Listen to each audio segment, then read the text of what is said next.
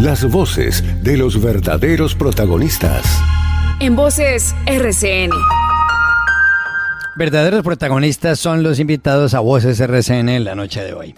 Está en primer lugar con nosotros Diana Diago, que es concejala de Bogotá. Bienvenida a este programa. Buenas noches, un saludo muy especial para usted, para todos los compañeros aquí del panel y para todos los queridos ciudadanos que nos escuchan en esta noche. Gracias. También está con nosotros el congresista Alejandro Ocampo. Gracias por estar en este programa. No, hombre, gracias a ti por la invitación. Un saludo a mi compañero y compañeros panelistas, a toda la gente que nos escucha. Muy complacido de estar aquí en Voces RCN nuevamente. Gracias. Gerson Ortiz, periodista de La Silla Vacía y analista, bienvenido a esta mesa. Juan Carlos, buenas noches a todos los oyentes y a los compañeros de panel. Muchas gracias. Y Andrés Forero, representante de la Cámara, bienvenido a este programa. Juan Carlos, muy buenas noches. Un saludo para ti, para Alejandro, para los compañeros de mesa y para todas las personas que nos oyen. Bueno, el primer asunto tiene que ver con el congresista y expresidente de la Cámara de Representantes, David Racero. ¿Qué es lo que ha pasado con el doctor Racero, Alejandro Villegas? Pues el doctor Racero tiene unas investigaciones desde el año pasado por cuenta de unas denuncias en las cuales quedó en evidencia cómo algunos integrantes de su unidad de trabajo legislativo paralelamente venían trabajando o haciendo favores en un fruver, como se le conoce esto popularmente a estos supermercados de fruterías y verduras, y él tiene uno de esos almacenes aquí en Bogotá. Varios de esos integrantes que técnicamente deben estar trabajando en las actividades del Congreso de la República, pues estaban siendo puestos allí por el doctor Racero para que cumplieran diligencias, mandados y demás. El viernes anterior, el periodista Daniel Coronel publicó además unos chats en los que se evidencia un intercambio de mensajes entre el doctor Racero y Jorge Londoño, que es el director del SENA, en un aparente intercambio allí de recomendaciones de puestos para el Servicio Nacional de Aprendizaje. También se sumó lo que se conoció este fin de semana en la columna de los Danieles, donde hablaba de la contratación de una empleada a la cual le iba a pagar $1.000.000 sin prestaciones laborales, con una jornada extendida de más de 12 horas, y en estas condiciones debía ser la señora de la caja, debería ser el aseo e incluso empaquetar las frutas y verduras de ese fruver. Escuchemos parte del audio que publicó el periodista Daniel Coronel.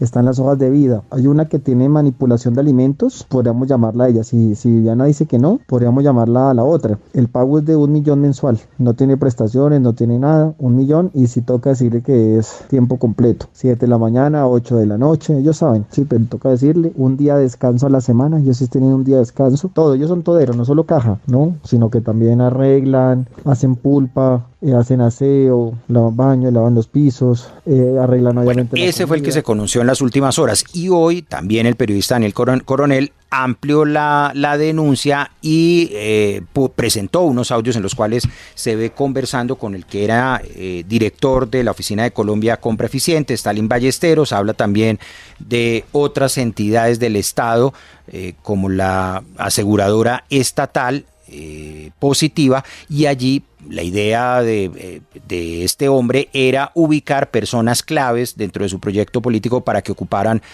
cargos dentro de estas entidades del Estado, lo que comúnmente se conoce como tráfico de influencias, aunque ahí está el debate, por supuesto, si esto entra en esa categoría o no, Juan Carlos. Muy bien, ¿es un escándalo que debería costarle el puesto al doctor David Racero o es una tormenta en un vaso de agua? Andrés Forero. Juan Carlos, pues obviamente esta es una denuncia bastante grave y hay que considerar que tiene como varios componentes. Obviamente yo pues parto de la base del principio de presunción de inocencia del doctor Racero como de cualquier otra persona, pero en este caso las acusaciones son bastante graves y a mi juicio las respuestas, las reacciones que ha tenido él han sido insatisfactorias. Básicamente ha salido a victimizarse y a decir que supuestamente está siendo víctima de interceptaciones ilegales, habló incluso de Pegasus en un comunicado el día de ayer, pero en ningún caso ha dicho si esas grabaciones son o no son de él, porque realmente esa es la respuesta o la única justificación que él podría dar a propósito de esto. Entonces, por un lado, es un tema de... No, son 4 temas pero realmente. La empleada sí reconoció que esa voz corresponde a la de él. ¿Sí lo hizo? Sí, en el comunicado.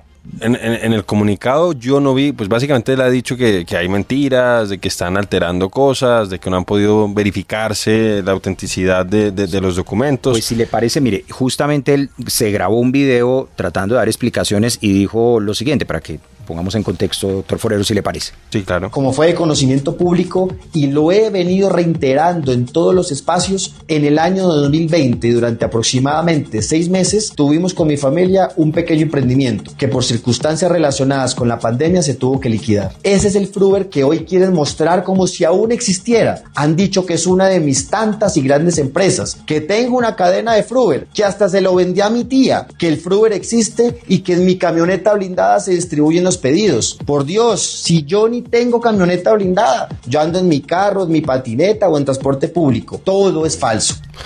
Pero si se fija, Alejandro, ahí él no dice nada absolutamente del audio comprometedor. Él básicamente dice que tuvo un Fruver y el Fruver tiene pues dos problemas complicados. Por un lado, lo que había denunciado el periodista Coronel hace unos meses es que una de las personas que trabajaba en la unidad de trabajo legislativo del representante había sido destinado a atender el Fruver. Esa fue y de hecho creo que en este momento está en un proceso en el Consejo de Estado por cuenta de esa utilización indebida de una persona que trabaja en su tele. Y lo otro es el tema pues de ese audio que ustedes mostraron ahorita y que realmente es escandaloso.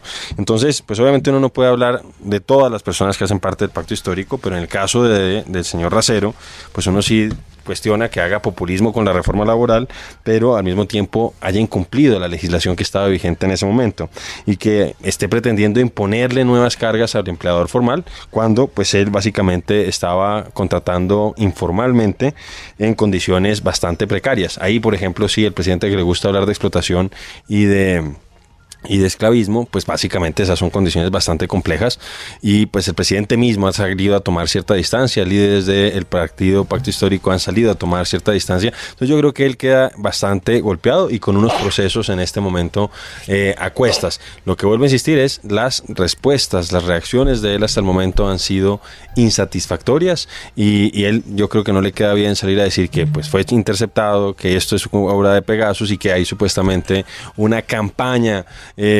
concertada para supuestamente acabarlo en términos mediáticos y en términos morales.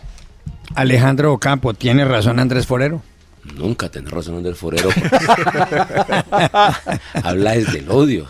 No, jamás. Uy, Desde la evidencia. Hablé de que él tenía presunción de inocencia. No, mire, yo creo que pasan varias cosas. Uno, primero creo que David debe explicar muy bien lo que ha sucedido. En el año 2020, donde se hace el tema del Fruver, el salario mínimo era 870, es decir, 1.000.000 de pesos era más que el salario mínimo, ¿no es cierto? Que no fuera un salario mínimo. Y debía aclarar lo de las 13 horas. Algunas personas decían, es que no sabemos, digamos, acá hay una denuncia, esperemos que él dé las explicaciones para poder, digamos, tener una claridad frente al tema. ¿Por qué? Porque algunos negocios de esos en esa época cerraban de 12 a 4, por ejemplo. ¿Sí? O cierran de 12 a 2. Entonces no necesariamente los Fruver mantienen abiertos todas las 8 horas o todas las 13 horas. Algunos hablen de noche hasta la madrugada, pero no sabemos. Yo estoy especulando, por ejemplo. Yo creo que tiene que dar una explicación. Esperamos que en lo pronto, digamos, de la manera más posible, más tranquila, pueda explicar a los colombianos en verdad lo que sucedió y allí nosotros poder tomar una decisión. Hoy tenemos una versión. Yo siempre he dicho que si en el cuento de Caperucita solo le creemos a Caperucita, siempre el malo será el lobo. Pero creo que hay que explicarlo. Ahora, no es delito el tema de usted pedir un puesto, pero se ve mal. Hoy, ¿cuál es la discusión?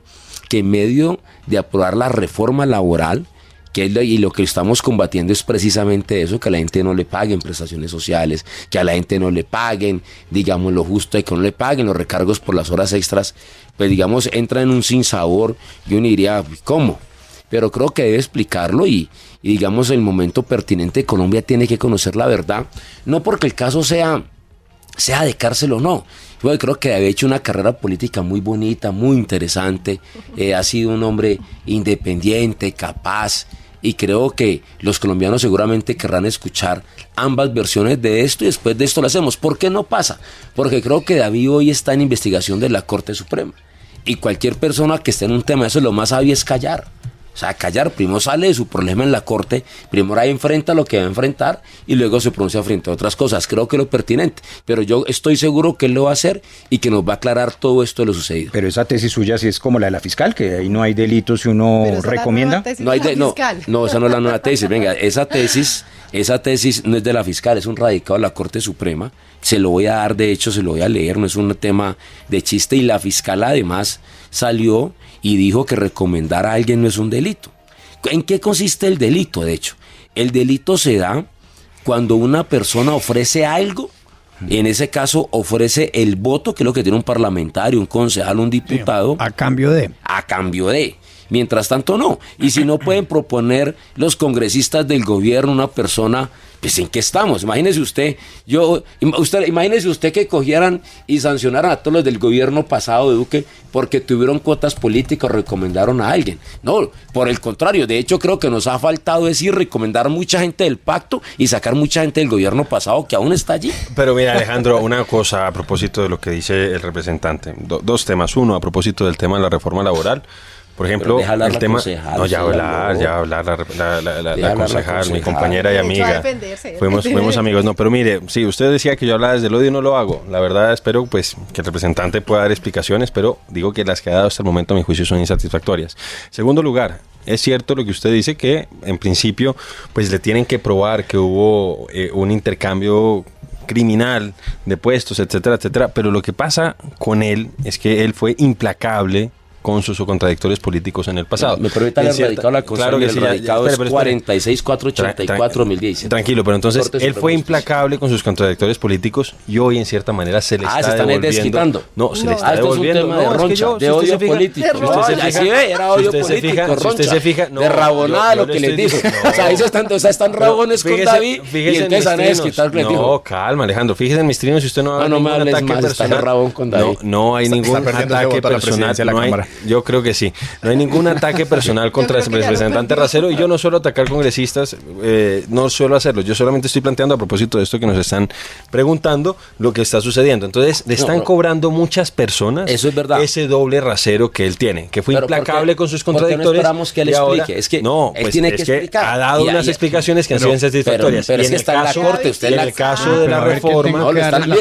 Y en el caso de la reforma, Alejandro. Pero mire que lo reconoce Forero. Se están desquitando. Nos estamos desquitando. Claro, le están dando. Pero es que lo están haciendo personas que no son uribistas, personas que votaron por nosotros. No, los del pacto. El pacto también ha sido crítico. Diana Diago y a Gerson Ortiz. Bueno, un segundo. Diana Diago tiene la palabra. No, la verdad a mí sí me parece que es un cínico y es un descarado.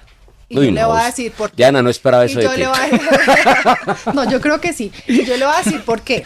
Porque es que esto no es simplemente que es que fue en el año no sé qué, que el salario mínimo era inferior al $1.000.000. No, es que es claro el audio. Sin prestaciones sociales. Claro, sin las garantías laborales. No sabemos si partía de las ganancias, si participaba en alguna parte del negocio. No sabemos. No sabemos, pero hay que esperar. Hay unos requisitos mínimos en el Código Laboral que configuran el contrato de trabajo. Entonces, es subordinación, es el cumplimiento de un horario y otras tantas cosas más. Entonces, según lo que yo entiendo, para mí sí se configura el contrato de trabajo y por lo tanto tenía el deber no solamente legal, sino moral de pagar todas las prestaciones sociales para esa señora. Pero una cosa que pero quiero sabe decir, que la señora no queda desprovista. Déjeme hablar. Una cosa que creo que es importante. Yo creo que aquí no se mira desde el odio, sino que se reclama es coherencia. Porque es que cuando usted dice una cosa, se mantiene en una cosa, hace un discurso determinado para lograr unas elecciones, para lograr unos votos, y usted va y gobierna totalmente distinto a lo que prometió, pues eso se llama incoherencia. Y para mí eso es descarado, eso es cínico, y yo sí creo que antes que esperar que la Corte avance con sus investigaciones como debe ser, yo creo que también aquí debe haber una sanción moral, una sanción ética, que el presidente de la República no solamente diga un tuit, usted no fuera un partido, un parlamentario. No solamente diga en un tuit que no le parece, sino, no, momento, ya, pero si es que hubiesen, usted no tenía ni partido. Esas son las cosas, porque es que ustedes hicieron el con el cuento del cambio, porque todos antes de ustedes eran lo peor. Han sido lo peor. Eran los peores gobiernos. Eran los peores gobiernos, pero resulta que están gobernando y están gobernando con doble moral, con cinismo, con descaro, y se les está olvidando lo que prometieron. A mí me parece además, ¿sabe sin qué gobernar? ¿Sin qué cosa gobernamos? Pero es que así no se puede, porque es que usted no deja hablar. Pero Diana, ya hablando 5 minutos se les quedan hablar. No, segundos, y me parece que eso no es así, porque hay que tener los debates y hay que expresar los argumentos. Además, una cosa, yo sí que Perdón, yo sí creo que también no solamente es lo de la señora, es todo lo que le han develado, cómo se está haciendo con el SENA, con Colombia Compra Eficiente, con Positiva. Yo sí creo que al Estado deben llegar los mejores, los más preparados, porque es que el Estado no se puede manejar como una finca. Y además, todo lo que ha pasado con el gobierno del cambio es que todas las semanas es un escándalo diferente, todas las semanas. Yo sí creo que tiene una responsabilidad moral, ética, y el señor debería no solamente esperar a que le diga la Corte Suprema de Justicia o que le diga al presidente, no, sino que en verdad debería hacer un análisis de conciencia, decir, oiga, esto no puede seguir así. A ver, Gerson Ortiz, ¿cuál es su opinión? Bueno, muchas gracias al representante Alejandro por el espacio y la oportunidad. hablar. Dos cosas, yo creo Adelante. Dos cosas, yo creo que una es el asunto de la esfera personal, lo que planteaban del audio con la persona que querían contratar y del negocio y del emprendimiento, que es una cosa personal que se puede debatir en la esfera pública posteriormente. ¿Listo? Y eso pues encaja en el debate de la reforma laboral y demás. Lo otro, que ya pasaría al tipo penal o del tipo sancionatorio, como lo decía la concejala, es lo que está haciendo con los recursos públicos. Y yo aporto aquí al debate una investigación que hicimos el año pasado en La Silla, que cuenta que como David Racero, siendo presidente de la Cámara de Representantes entre 2022 y 2023, pues usó el poder de la contratación pública de la Cámara para favorecer para favorecer a familiares y amigos de Valledupar Cesar, con contratos que no tenían nada que ver con la presidencia de la Cámara de Representantes y terminaron siendo familiares, primos, amigos que le terminaron moviendo votos al tío de David Racero en el Cesar. Eso es un tema que quedó ahí en el aire, que sí tiene, digamos, una responsabilidad pública y si se queda administrativa porque son recursos públicos de la Cámara de Representantes. Eso por un lado. Y tercero, un poco para reforzar lo que dice el representante Forero, es cierto, David Racero llega al Congreso de la República con una campaña muy grande en redes sociales que se llamaba Viven del Estado. Y de hecho hay una imagen muy icónica del representante Racero en Valledupar hablando de los roscogramas de la familia Araujo. Y posteriormente, 5, 6, 7 años después, cuando él es presidente de la Cámara de Representantes, terminó armando un roscograma de contratistas, de familiares y amigos, pues en el Cesar. Yo creo que ahí es donde entra lo cuestionable del representante Racero, que además pues se perfilaba se perfila todavía como una de las grandes figuras de renovación del petrismo, pensando, por ejemplo, en hacer parte de una lista cerrada del Senado de la República. Estos debates lo dejan mal parado, creo yo, en esas discusiones internas que no son del todo tranquilas, y el representante Ocampo me corregirá, y es en esa definición de quiénes van a dar el salto al Senado y quiénes no, y pues esto le quita muchos puntos a Racero para hacer de esa parte selectiva de la lista cerrada del Senado del Pacto Histórico. Yo creo que ya no lo van a dejar entrar. No sabemos. Bueno.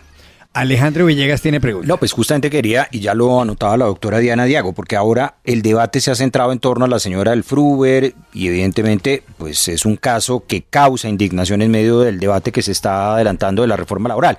Pero ¿no será que lo grave, a lo que deberíamos ponerle el foco es esas entidades del Estado, acudiendo a la tesis que dice el doctor Ocampo, si eso se puede configurar o no como un tráfico de influencias, esto de estas conversaciones con el director del SENA, con el de Colombia Compra Eficiente, con el señor de Positiva, ¿eso a usted le huele mal, Gerson? Para decirlo en términos. A mí lo que me generó como cierta curiosidad es que desprecia mucho una vicepresidencia de Positiva, que es un gran fortín burocrático, que muchas veces se demerita dentro del Congreso, pero va a preguntarle al Partido Liberal cómo está fortalecido en Positiva, ¿no? Desde la presidencia para abajo.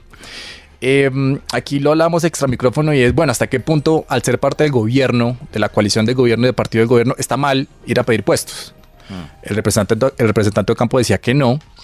Y eso pues abre el debate de, bueno, entonces hasta qué punto está el límite de ser congresista, ir a mover o no mover puestos. Yo me acuerdo mucho el presidente Petro en una reunión de la bancada del Pacto Histórico arrancando, porque muchos representantes pues se quejaban de que en regiones no estaban habilitando los puestos de entidades como el DPS o el Ministerio del Trabajo y demás. Y me acuerdo que en esa reunión Petro les dijo a los representantes del pacto o a los congresistas: oiga, es que ustedes vinieron a ser parte del gobierno, ustedes salieron elegidos por mí, no tienen por qué venir a pedir puestos. Esa frase les quedó sonando a muchos congresistas del Pacto Histórico, que de hecho por eso algunos se han mostrado molestia.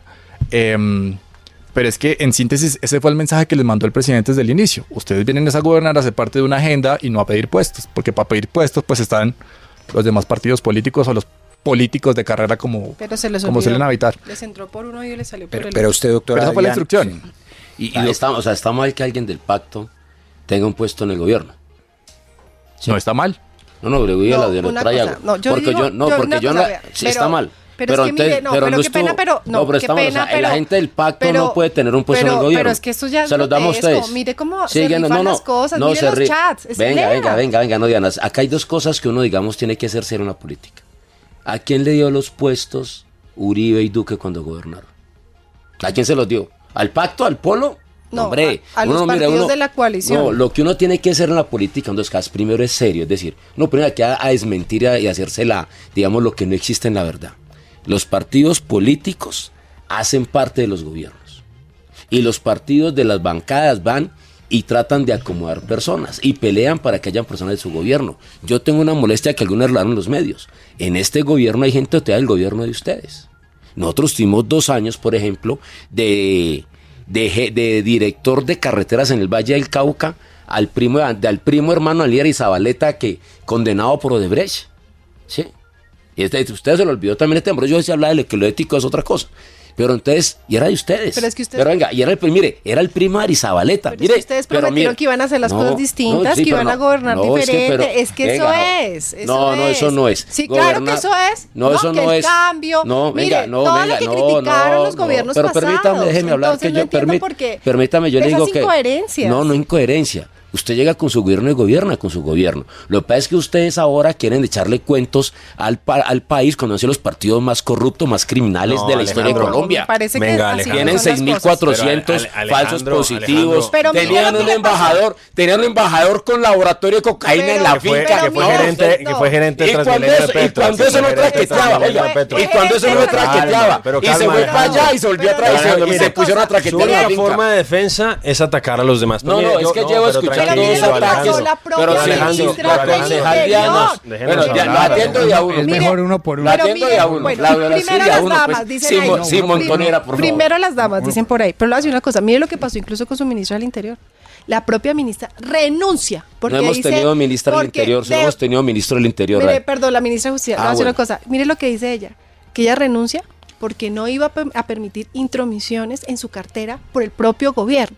Y después dicen que Y te la- no. venga, que una sí, pregunta, no. o sea, está bien lo que la Entonces, señora dice. Le digo una cosa. Está Entonces, bien. Miren ustedes No, pero lo Diana, contradictorios pero que está son. bien, o sea, a una señora que nombra el presidente, el señor presidente no puede decirle a quién nombra. Discúlpeme, eso no pasa en ninguna parte. El dueño de los cargos, el nominador del Estado, el presidente. Pero- y se equivoca la pero no señora, diría ni sí, que el Alejandro. presidente Yo sí mande a creo- poner un viceministro. Venga, Alejandro. Yo sí creo Discúlpeme, que para no, eso están los discúlpeme, pero si el ministros que la y es nombró, las discúlpeme, carteras los- tengan éxito no, y los- cada cual maneja también las cosas como cree que es Discúlpeme. pertinente. Entonces el No, presidente no. tiene ¿necesitas borregos? No, el Pues presidente. aquí no hay que no, pensar, el presidente aquí no hay tiene- que hacer equipo. No, me parece que están Discúlpeme, equivocados. el presidente, con ese cuento que es que el discúlpeme con presidente es ustedes. el rey, pues es el que entonces monarca. es que Olvídense de entonces, eso. no, Bueno, pero olvídense de es eso, no, mejor sí, uno por uno porque discúlpeme. de verdad para el oyente es muy difícil Diana no entender me lo deja que hablar. dice. Estoy Pero si me callada. permite, Diana, yo hablo. Mire, yo qué creo frente al hecho. Son dos cosas diferentes. ¿Cómo así que yo me voy o que ahora dice que tráfico de influencias que el gobierno mande a poner una persona? Por favor. El gobierno tiene un departamento que es el que publica las hojas de vida. De hecho, ningún ministro puede contratarse y que el DAPRE publique la hoja de vida. Eso significa que no tienen los ministros la potestad absoluta de ellos poder contratar a quien quieran, porque solo pueden hacer cuando el DAPRE publica la hoja de vida. Y la señora del DAPRE que publica las hojas de vida, que dice el gobierno, la llama y le dice, óigame, nosotros pensamos es tal persona. O sea, el mismo nominador el señor que la nombra a ella y la señora que le hizo la hoja de vida a ella, le llama y le dicen, el señor que es su jefe, que lo eligieron es su jefe, manda a decir tal cosa. Discúlpeme si eso es venga, intromisión. no, pero y les digo, una cosa, y les no, digo pero hay venga, audios Alejandro. y te digo, eso lo hacen todos los presidentes. Si ustedes las quieren ahora echar mentiras, échenle. Pero eso O sea, funciona. usted está Peñalosa, diciendo- venga, una pregunta. Pero venga, ¿Por qué no le critica a Alejandro. Peñalosa que la gente de ustedes, y de Peñalosa, perdón, a Galán, que la gente de él esté ejerciendo los cargos? Pues yo no estoy crítica suya diciendo el doctor ¿Seguro? Galán porque puso ¿Seguro? de subsecretario a tal. Se nota usted que no no ve tiene mis redes. derecho, usted no tiene tal cosa. Sus gobiernos, porque el Mire, partido de ustedes, ¿por qué tienen puestos? Yo le he criticado ¿Por qué a Galán tienen puestos donde que tenga, Galán? por ejemplo, Pero tienen muchos puestos. funcionarios del gobierno de Claudia López. Una exalcaldesa pero no que fue un tenga los de fracaso ustedes. para Bogotá, Venga, total. concejal, pero no que tenga los de dígame ustedes. usted cuáles son los del Centro Tengo que Democrático. hacer una pausa. Cuéntemelos. Porque Usted no yo tiene todavía no me lo contratista sé. ni nada. Cuéntemelos, Ni porque funcionario, yo no lo sé. hombre. Alejandro no deja ¿A quién van a hablar. engañar? Oiga, tengo que hacer una pausa y ya regresamos. 8 en punto de la noche. Continuamos. En Voces RCN. 8 de la noche, 4 minutos. Seguimos en Voces RCN con Diana Diago y Andrés Forero, también Alejandro Campo y Gerson Ortiz. Antes de ir con el siguiente tema, Andrés Forero quería agregar algo. Tiene la palabra. Sí, doctor Forero, es lo que usted quería agregar. No, a propósito de lo que se decía, no, Juan Carlos, yo creo que en cualquier país del mundo efectivamente hay representación política de los partidos que acompañan a un gobierno. Eso, pues, la verdad es normal, no es algo que deba llamar a engaño. ¿Cuándo hay problemas, Alejandro? Cuando se nombran personas que no cumplen los requisitos, por ejemplo. Cuando no cumplen cuando se nombran personas, cuando se cambian manuales, y eso ha pasado en otros gobiernos. Uribe y No, Duque cambiaron pero manuales. calma, es que no tienes tú siempre que defenderte, Alejandro, No, diciendo para es que en uno el tiene pasado que se ha ser hecho. serio. Pero no, pero precisamente es lo que te iba a decir. En el caso del representante Racero, precisamente eso es lo que le están cuestionando, y no el Centro Democrático, se lo están cuestionando personas cercanas a él, se lo han cuestionado personas, por ejemplo, Coronel, decía que era una persona muy cercana a él, o no, que lo admiraba, y es el que más lo está cuestionando en este momento, no es el Centro Democrático. Entonces, si tú te fijas, a propósito, por ejemplo, del tema del SENA, y ahí es un tema un poco más complicado, y ahí no cabe eso que tú dices de la participación política. En el caso de los directores del SENA departamentales, se tienen que nombrar por ternas. Concursos. Son concursos y lo tiene que nombrar finalmente el gobernador. Y entonces básicamente lo que se lee de lo que dice Racero en esos mensajes que habla con su tío y con el señor director del SENA, con el señor Londoño, básicamente es que saquen al que había llegado por concurso, y que dejen en interinidad por un tiempo indeterminado a una persona cercana a ellos que estuviera ya en la entidad. Más o menos eso es lo que están planteando. Y eso, por ejemplo, yo sí creo que es cuestionable. Igual que lo que dijo Gerson a propósito del tema de los contratos en la Cámara, donde pues no estaban diciendo que fueran de Valledupar y ese fuera el pecado. El problema es que estaban trabajando desde Valledupar a propósito de la Cámara con cosas que no tenían nada que ver directamente con la Cámara. Entonces, estoy de acuerdo, el tema de la participación política per se no es un tema que uno necesariamente tenga que satanizar, pero en el caso del representante Racero, pues sí se le está devolviendo la forma implacable con que él se manejó en el pasado. Bueno, óiganme, hay cambio de asunto. El proyecto de reforma laboral ha sido radicado ya. Leo el artículo del diario El Colombiano a esta hora. Dice, este lunes se radicó la ponencia mayoritaria de la reforma laboral en Colombia, en cabeza de la senadora Angélica Lozano. Dice, llama la atención un nuevo punto que tiene que ver con la semana laboral que cumplen los trabajadores. Se trata del artículo 12 sobre la jornada máxima legal. En un apartado se propone una jornada ordinaria de trabajo de 4 días a la semana, es decir, que se descansaría 3 días y no 2, como hasta ahora es sábado y domingo. Dice que esa semana de 4 días laborales podría hacerse una vez se amplíe la jornada diaria por acuerdo entre el trabajador y el empleador, lo que además permitiría pues 3 días de descanso. Por otro lado, dice que esa ampliación no constituye tiempo suplementario o de horas extras. Además, dice lo siguiente este artículo, dice que además se establecería que la jornada nocturna, está comprendida entre las 7 de la noche y las 6 de la mañana, a diferencia de hoy que va de 9 de la noche a las 6 de la mañana, es decir que se trabajaría, la jornada diurna sería de 6 de la mañana a 7 de la noche. Dice que está establecido que el recargo dominical se remunerará al 100% y el festivo al 75%, y que el recargo dominical al 100% se implementaría gradualmente. Muy bien. ¿A ustedes les parece que esto va a ser tránsito en el Senado, en el Congreso de la República sin problema y que va a ser aprobado? ¿O ven que eso va a sufrir algún traspiés por ahí en el Capitolio Nacional? Alejandro Ocampo. Yo la verdad no confío en la Comisión Cuarta. Es la comisión del escándalo de las marionetas. Salió un señor de la cárcel para poder votar. El pacto solamente tiene un voto. La preside Angélica Lozano, que su esposa está en campaña. O sea, qué raro puede pasar ahí. Sí, no, yo no confío en esa comisión. Una comisión que se ha prestado para tantas cosas en el país no creo que pueda hacer. Creo que de hecho no era ni siquiera la idónea para hacerlo. Creo que la jugada de Efraín Cepeda fue enviarla allá. Creo que la comisión que tenía más lógica para discutir eso era la comisión primera. No es un tema de derechos, me parece que debió llegar la comisión primera. Entonces no creo que vayan a pasar mucho, yo desconfío de esa comisión, desconfío de hoy el comunicado del Centro Democrático me parece al menos que hace una cosa seria, y es que deja claro que tenía una reunión, que habían acordado cosas que se saltaron en la radical, es decir, bajo la mesa, escondidas, varios partidos ya se habían puesto de acuerdo para tener otros puntos en la reforma.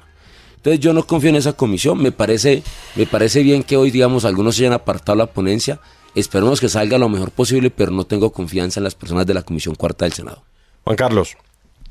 Señor, adelante. No, a propósito de lo que se acaba de conocer, porque entonces la senadora Aida Bello, que también hizo parte de esas reuniones, según me han comentado mis compañeros de partido de la Comisión Cuarta de Senado, ella estuvo constantemente en las reuniones, votaba algunas de las, mejor dicho, se discutían algunos artículos y ella no estaba de acuerdo, estaba en una posición minoritaria y finalmente entonces pues se levanta de la mesa y termina presentando una posición, una ponencia alternativa. En esa ponencia alternativa, pues hay que decir que básicamente la senadora Aida Bello desconoce por completo el trabajo de la Cámara de Representantes, revive un montón de artículos que habían sido archivados o por la Comisión Séptima, por la plenaria de la Cámara. Básicamente quiere, por ejemplo, que se permita, en contra de lo que dice la Constitución, huelgas en servicios públicos esenciales. Plantea, por ejemplo, que una huelga pueda ser votada por el 17% de los trabajadores en determinadas circunstancias. Obviamente eso es profundamente antidemocrático y así podríamos seguir, pero parece que es una ponencia completamente minoritaria y que no va a tener la posibilidad de ser aprobada, ser rechazada. Entonces una vez que se rechaza se va a discutir la ponencia de estas mayorías. Entonces hay que decir, Alejandro, Juan Carlos, que realmente cuando uno revisa el texto, pues básicamente es lo mismo que se aprobó en la Cámara de Representantes. Hay 2 artículos sensibles para el Gobierno Nacional y su consulta que sufren una modificación. Entonces en el caso, por ejemplo, del artículo de la jornada laboral diurna y nocturna, que es el tema de los recargos, pues en la ponencia de Cámara salió que iba a ser desde las 7 de la noche el recargo. Hoy por hoy es desde las 9. El presidente de la República miente cuando dice que hoy no se pagan recargos nocturnos. Sí, sí se pagan 9 horas de recargo nocturno con 35% de recargo, que es el segundo más alto de la región después de Panamá, que es del 50%. Entonces es mentira. Lo que está planteando el presidente es que se pague desde las 7 de la noche. Obviamente eso suena muy bien, pero va a afectar principalmente a las pequeñas y medianas empresas y puede disparar la informalidad. Pero entonces la diferencia con respecto al texto que salió de la Cámara es que en la ponencia teóricamente se excluye a las pequeñas y medianas empresas. Eso es lo que está planteado en esa ponencia. Y en el caso del recargo dominical, que otra vez el presidente miente, dice que no hay recargo dominical hoy por hoy, es falso. El recargo dominical hoy es del 75%, lo quieren subir al 100% de manera progresiva. Entonces la única diferencia creo que es en los 18 días festivos que hay en el país distintos a los domingos, entonces no se subiría al 100%. Entonces esas creo yo que son las diferencias que existen en temas sensibles, pero calma, Alejandro, yo estoy hablando, te estoy diciendo cuáles son las diferencias, no estoy diciendo que sea bueno o malo, te estoy diciendo solamente, estoy describiendo la situación. Entonces creo yo que va a ser aprobada relativamente de forma sencilla. Yo creo que hay mayorías en esa comisión para que aprueben ese texto y realmente eso va a dejar sin piso la consulta del presidente Gustavo Petro. Hay que decir en todo caso que esta reforma o la consulta no resolvía el problema de las personas que están en la informalidad. Por ejemplo, esa persona que pudo haber sido contratada para trabajar 13 horas diarias sin prestaciones. Juan Carlos, ¿usted cree que se apruebe lo de semana laboral de 4 días? No, lo que pasa, Juan Carlos, es el tema de la flexibilidad. Entonces, ¿qué es lo que sucede? Hay una ley actualmente en vigencia, que es la ley 2101 del año 2021 del Centro Democrático, que ha implicado una reducción progresiva de la jornada máxima laboral. En este año, sí que es del Centro Democrático, liderada por el presidente Uribe. En este año, en este momento, tenemos una jornada máxima laboral de 44 horas. A partir de julio 15 va a ser de 46 horas es en este momento. A partir de julio 15 va a ser de 44 y va a pasar el próximo año a 42 horas. Entonces, ¿qué es lo que sucede? En ese momento, cuando se discutió esa ley, se planteó la posibilidad de que el trabajador y el empleador concertaran que se pudiera trabajar un día más, un poco más, de tal manera que se pudiera reducir un día de trabajo, pero que tenía que ser de manera concertada. Entonces, por eso se habla de una mayor flexibilidad. Eso lo eliminaban en la reforma que estaba adelantando el gobierno nacional, pero aquí aparentemente se está reviviendo. Pero entonces es eso, es más que nada, entendiendo que hay una reducción de la jornada máxima laboral semanal, están planteando que haya flexibilidad para que el trabajador y el empleador pues puedan llegar a un acuerdo y que eventualmente, por ejemplo, pues pueda trabajar 4 días a la semana y no 5 o 6. Gerson Ortiz, ¿qué piensa del asunto? Bueno, 2 cosas. La primera es que El Congreso cambia martes a martes, esa es mi consigna todos los días, y entonces lo que uno encuentra ahora es que el gobierno con la reforma laboral está pasando a ser oposición, que es donde le gusta jugar mejor. Entonces, al principio, los 2 primeros años de este Congreso eran líneas rojas del Partido Liberal frente a la reforma tributaria, líneas azules del Partido Conservador frente a la reforma a la salud, líneas azul-rojas de Cambio Radical frente a la reforma laboral. Ahora estamos hablando de las 12 líneas del pacto histórico contra la reforma a la salud que presentó el gobierno, contra la reforma laboral que presentó inicialmente el gobierno. Entonces, lo que uno ve es que en este cambio de roles, porque como el gobierno ya perdió el control del Senado, ¿no? Se varió la posición dominante, al pacto histórico le toca asumir la posición de oposición.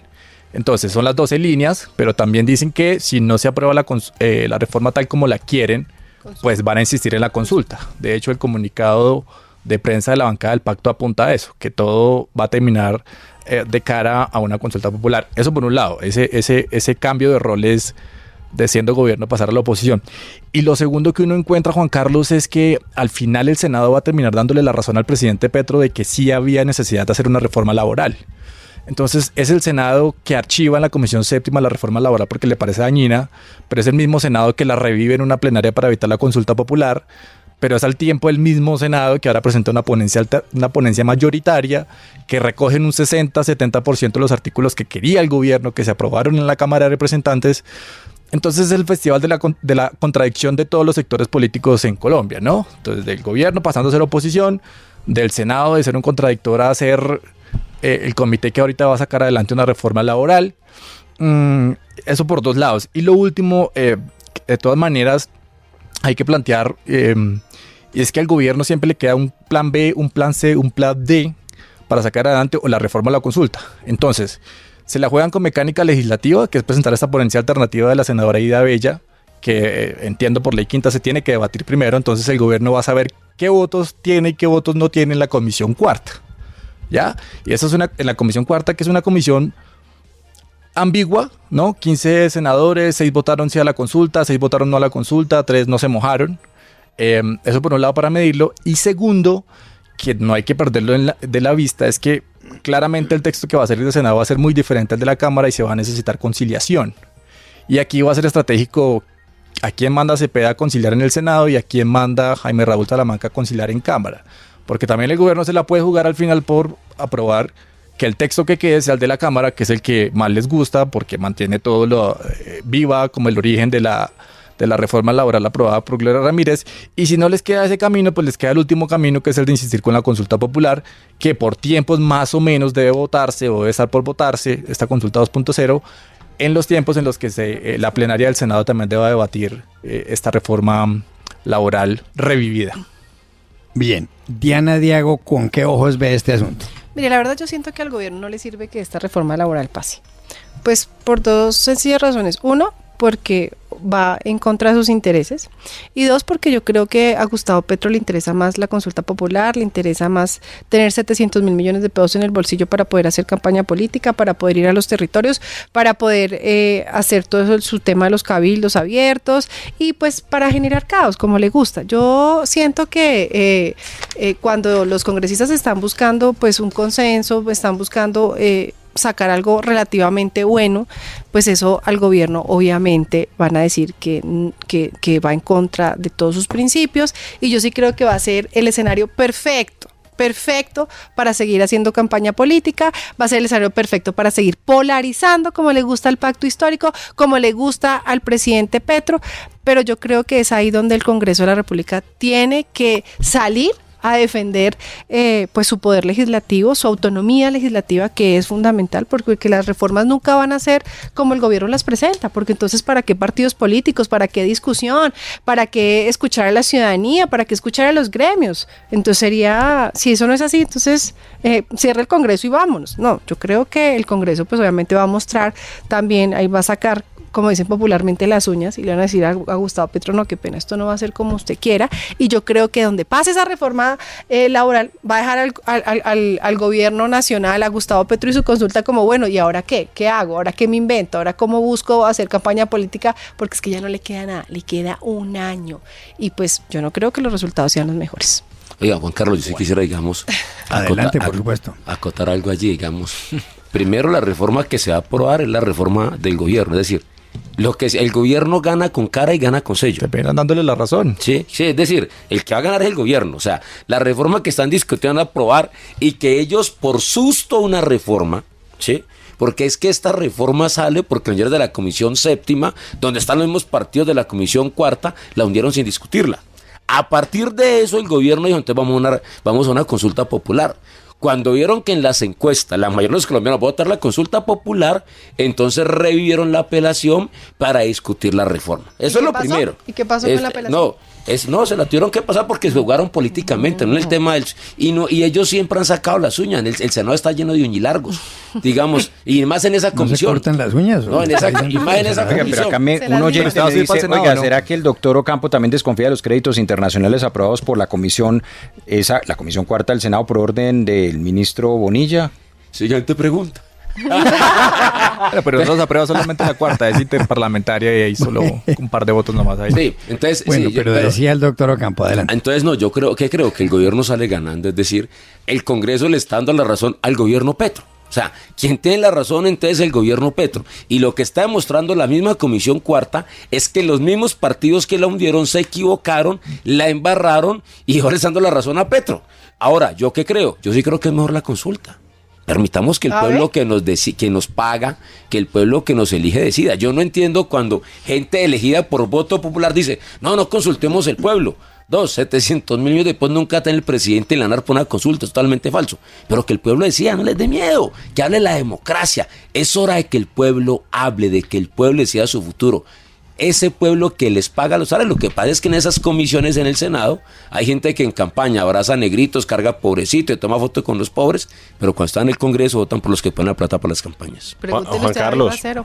Señor, adelante, doctor Forero. No, Juan Carlos, mira, a propósito de lo que está diciendo el representante Ocampo. Entonces, ¿qué es lo que sucede? No es realmente miedo a que haya un pronunciamiento popular. Calma, Alejandro. Primero, no creo que ni siquiera lo Alejandro, yo te dejé hablar. Pero ni siquiera Uribe con el 80% de favorabilidad. Pero es que lo Uribe era una locura. Alejandro, no, una cosa, por ejemplo, planteó el presidente Uribe era acabar con las contralorías departamentales y, de hecho, el presidente Petro acaba de decir que está de acuerdo con eso. Entonces no era una locura. No, pues esa y las demás. Pero déjame terminar, es que tú no dejas hablar, Alejandro. Hablas de una cosa. Pero tú estabas diciendo que era una locura y te estaba explicando, por ejemplo, una de las preguntas que tenía ese plebiscito en su momento y que ese referendo, toda la razón, ese referendo, y no tengo ningún problema en reconocerlo, pues referendo. Entonces, Alejandro, mira, o Juan Carlos, a propósito de lo que estaba diciendo Alejandro, hay en este momento por parte del gobierno una situación donde ellos no se sienten cómodos. Entonces es verdad que el gobierno presentó esa ponencia, pero hoy básicamente está satanizando el mismo texto que había sido aprobado por la Cámara. Y por eso Aida Bello presenta una ponencia que no es el mismo texto presentado por la Cámara. Son muchos los temas que está tratando de volver a añadir, donde supuestamente habían llegado a una concertación. Trata de bajar el tema del recargo nocturno ya con eso que desde las 7, sino desde las 6, etcétera, etcétera. Entonces el gobierno está en una posición difícil y no sé si va a poder, si eventualmente se termina aprobando esta reforma, sacar del todo pecho con ella porque se está oponiendo. Al final va a quedar una posición compleja en términos políticos y nosotros, o mejor dicho, creo que muchos de los senadores sí votaron por miedo a que el gobierno haga politiquería con esto. Entonces, que empiece a gastar plata. ¿Sabes, por ejemplo, cuánto costó el evento de Soledad? A propósito del tema de instalación de un comité del sí en ese momento. ¿Sabes cuánto costó? Costó 400 millones de pesos y no me ha respondido el Ministerio de Trabajo cuánto fue que aportó. Me ha respondido el DAPRO y me respondió el DPS. ¿Ese es el derecho de petición 1205 más o menos el que lleva en la cuenta? No sé cuántos llevo, ya creo que son 2000. Pero entonces, ¿qué pasa? Los 750 mil millones de pesos iban a costar. Es verdad que no les iba a gustar a Gustavo Petro, pero es lo que iba a costar. Y en ese momento estamos en un descalabro fiscal. Pero yo te digo, Alejandro, cuando vemos, yo estoy precisando, Alejandro. Yo estoy precisando, yo no lo dije, la representante. Así como tú te equivocas a veces, entonces, en el caso, por ejemplo, de los pacientes, de los que no tienen medicamentos, que no tienen tratamientos, yo creo que ellos prefieren que esa plata se gaste en que les garanticen los medicamentos. Entonces, por eso es que el Senado estaba asustado de la forma en que iba a ser politiquería del gobierno nacional con recursos que en este momento están escaseando. Entonces, esa es la situación. El gobierno, a pesar de que presentó la reforma, eventualmente se puede quedar sin el mérito de que se apruebe. Representante, pero ahí para acotar el tema de los 750 mil millones, al Centro Democrático también le va a quedar de para arriba hablar de costos de mecanismos de participación ciudadana cuando esta semana entra a comisión primera el debate del referendo constitucionalista del gobernador de Antioquia, Andrés Rendón, ¿no? Y es un referendo que por ser elección nacional va a costar exactamente lo mismo de la consulta popular, 750.000 millones de pesos. Entonces, bajo ese argumento seguramente los van a medir. Posiblemente. Yo personalmente no estoy de acuerdo con ese referendo. Entonces, yo, por ejemplo, puedo decir, yo no estoy de acuerdo con ese referendo. Bueno, lo empiezo a anotar en la lista de asterisco, pero el Centro Democrático de por sí va a entrar... Va a entrar en esa discusión y ya van a presentar ponencia positiva. Entonces, bajo el argumento de discutir si un mecanismo de participación ciudadana es costoso o no, porque está en la Constitución, y entiendo que el déficit fiscal del país está gravísimo, pues también les va a quedar muy difícil ser medidos con esa vara ahora que ese referendo va a entrar a discusión y que va a ser una elección nacional que va a costar exactamente lo mismo que una consulta popular. Sí, y lo peor después de reformar, y después de reformar la ley que hace las transacciones a los departamentos y que subimos de manera inmediata después de 2027. O sea, después de eso, después de avanzar el sistema de participaciones, inventan eso. Pero ahora van a decir que eso sí es bueno, es importante, y las horas nocturnas y las garantías laborales no son importantes. Bueno, óiganme, último tema, pero la respuesta de cada uno tiene que ser de 50 segundos porque nos queda muy poco tiempo. Resulta que Ecopetrol ha contratado una gran firma de abogados en Estados Unidos, Covington & Burling, compañía que funciona en varios países, pero tiene una de sus principales sedes en Washington, D.C., en la capital, para que mida la forma como puede haber afectado todas las denuncias que hay alrededor de Ricardo Roa, el presidente de Ecopetrol, con respecto a la compañía. El contrato es mínimo de $875,000, el contrato de Ecopetrol con Covington & Burling, y puede llegar incluso hasta los $5 millones. Hay quienes dicen que esto es un poco absurdo, que la empresa se esté gastando un dinero en una gran firma de abogados en los Estados Unidos para medir los perjuicios que puede haber llegado a causar Ricardo Roa o lo que rodea a Ricardo Roa, el presidente de la compañía, en esa misma compañía que es la compañía más grande de Colombia. ¿Están de acuerdo con eso? ¿Es absurdo que se le pague a una firma en Washington por hacer esto? O repito, o aquí lo que es una tormenta en un vaso de agua. Andrés Forero. Sí, no, Juan Carlos, la verdad es que son prácticamente 25.000 millones de pesos. Esa es una plata considerable y pues es básicamente tratar de medir el impacto de los escándalos que ha generado el propio señor Roa. Realmente lo que debería hacer el gobierno es sacarlo. De hecho, se habla que es posible que salga. Entonces ahí va a ser aún más cuestionable porque entonces se gastan esta plata y finalmente lo terminan retirando. Dicen que va a entrar, por ejemplo, el actual ministro de Minas y Energía, Edwin Palma, a reemplazar al señor Roa. Entonces me parece un despropósito y todo lo que está rodeado con el señor Roa es bastante escandaloso. Bien, Gerson Ortiz, su opinión. Pues yo recuerdo que hace exactamente un año más o menos, Juan Carlos, el señor Roa fue a la Comisión Quinta de la Cámara de Representantes y dijo una cosa muy interesante, y es que él presentaba la carta de renuncia si él sentía que por sus actuaciones la empresa perdía valor. Sí. Esto, dependiendo cómo salga ese estudio, puede terminar haciendo que Roa cumpla esa promesa que le hizo a la Comisión Quinta cuando dijo que se había comprometido con la Junta Directiva a renunciar en el caso de que tuviera claridad de que sus actuaciones personales estuvieran afectando a la empresa. Puede ir un poco por ahí la línea de esta discusión. Diana Diago, ¿qué piensa de esto? Bueno, yo creo que este es otro funcionario impresentable del gobierno del cambio, que tiene miles de denuncias, y no solamente por eso, incluso hasta por la financiación de la campaña cuando era gerente de la campaña, que yo creo que le tiene que dar explicaciones al país. Pero yo también creo que Petro, porque tiene que esperar hasta que este tipo de cosas pasen, hasta gastar recursos de los colombianos, recursos que pueden servir para invertir, para proyectos en este tipo de bobadas. Yo sí creo que ya es hora de que renuncie, ya es hora que lo saquen, porque es que no es justo. Mire cómo están las finanzas del país, mire cómo está Ecopetrol, la gallinita de los huevos de oro de Colombia, por el piso. ¿Por qué? Por las malas gerencias. Yo creo que en verdad a Petro hay que pedirle seriedad, pero sobre todo coherencia. Bien, última respuesta del programa, Alejandro Ocampo. Venga, esto existe, ahí la verdad me aterra el desconocimiento de las personas elegidas por voto popular además.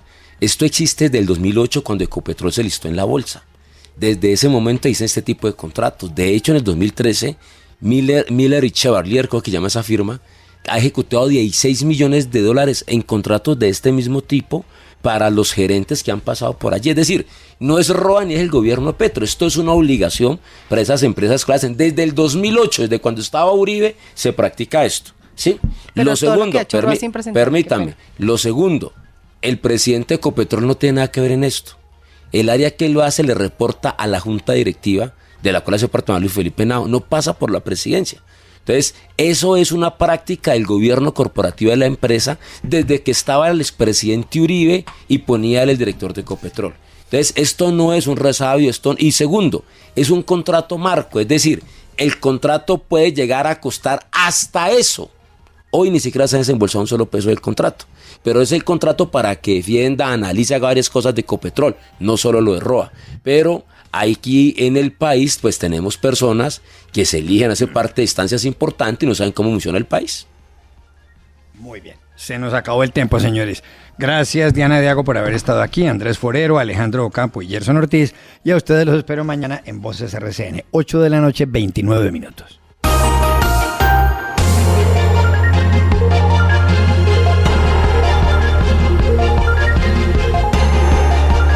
Voces RCN.